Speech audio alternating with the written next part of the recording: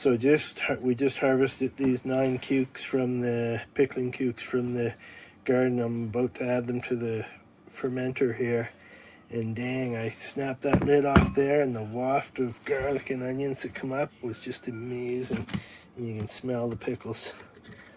So do not fear the pellicle. That's a pellicle. It's normal with this type of natural fermentation with most fruit and vegetables from your garden.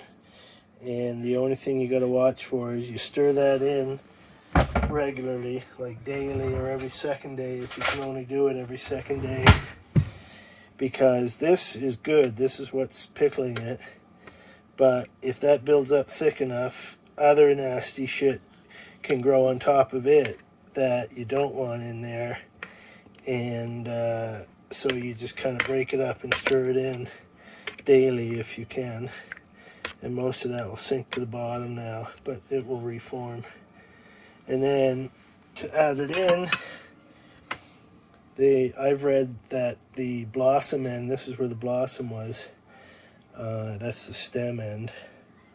This end you cut a couple of millimeters off with your knife, because that's where most of the enzymes reside that help break down the fruit to make it rot. You know, the purpose of a fruit is to spread the seeds, so the seeds there spread and then the thing rots out, and that's a part of the natural process. But most of those enzymes that make it rot are in there, so you get those out before you cut that off before you throw it in the fermenter. So I'm just going to do that, top it back up, and keep this going. It's been going, what, about 2 weeks now, I guess. We just keep adding to it as we harvest cukes. All right, there they are added in. There's all the little ends cut off of them. And, whoops, get that off of there.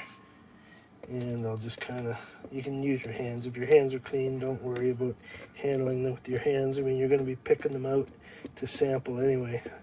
So I have to remember now they're all on top. If I sample, it should be from the bottom, just to get an older one. See, there's big chunks of onion, garlic, dill.